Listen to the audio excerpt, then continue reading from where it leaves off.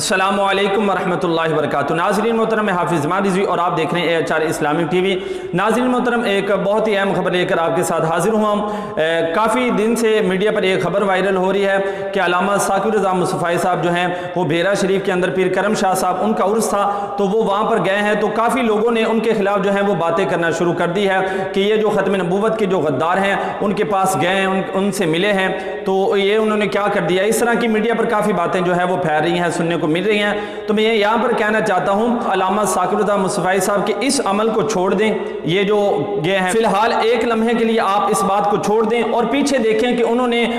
ختم نبوت پر کتنا پیرا دیا ہے، وہ ختم نبوت پر کتنی انہوں نے بات کی ہے۔ جب فیض آباد کے اندر دھرنا ہوا تو علامہ ثاقب رضا مصطفی صاحب جو ہیں وہ وہاں پر بھی تشریف لے کر گئے ہیں اور دیگر جگہ پر بھی انہوں نے آقا علیہ الصلوۃ والسلام کے پیغام کو لوگوں تک پہنچایا ہے اور آقا علیہ الصلوۃ والسلام کی ختم نبوت پر انہوں نے پیرا دیا ہے۔ تو میں تمام دوستوں سے کہنا چاہتا ہوں کہ ہمارے جو قبلہ امیر المجاہدین بابا جی تھے وہ بھی ہمیں آخر میں یہی پیغام دے کر گئے ہیں۔ وہ فرماتے ہیں کہ لوگ میرے خلاف کافی باتیں کرتے ہیں، کبھی میں نے کسی کے جو خلاف ہے وہ کلپ بنا کر بھیجا ہے، تو تمام دوست جو ہیں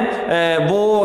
لوگوں کی باتوں میں نہ آئیں، شرپسند لوگ ہیں، فتنہ فساد پھیلانے والے کافی ہیں، وہ تو چاہتے ہیں کہ ہم اس طرح کا قدم اٹھائیں کہ ہماری تحریک کو نقصان ہو۔ بابا جی فرماتے ہیں کہ آپ دل لگا کر جو ہے وہ کام کرو، انشاءاللہ رب تعالیٰ تو دیکھ رہا ہے، تو رب تعالیٰ آپ کو اجر دینے والا ہے۔ تو اگر علامہ ثاقب رضا مصطفی صاحب وہاں پر چلے بھی گئے ہیں تو یہ کون سی مطلب بری بات ہو گئی ہے، ان کو دعوت دی گئی تھی اور وہ وہاں پر چلے گئے تھے۔ اب لوگ کہتے ہیں کہ وہ وہاں پر جا کر انہوں نے جناب سلام کیوں لیا، سامنے ہزاروں کی تعداد کے اندر لوگ بیٹھے ہوئے تھے، اگر وہ وہاں پر سلام نہ لیتے تو یہ ایک فتنہ فساد والا ماحول بن جانا تھا۔ تو ان تمام چیزوں کو مد نظر رکھ کر اگر انہوں نے مجبوراً سلام لے لیا ہے تو ہم اس بات کو اب ایشو بنا کر ان کے خلاف تو نہیں نہ ہو جائیں گے، ہم نے ان کی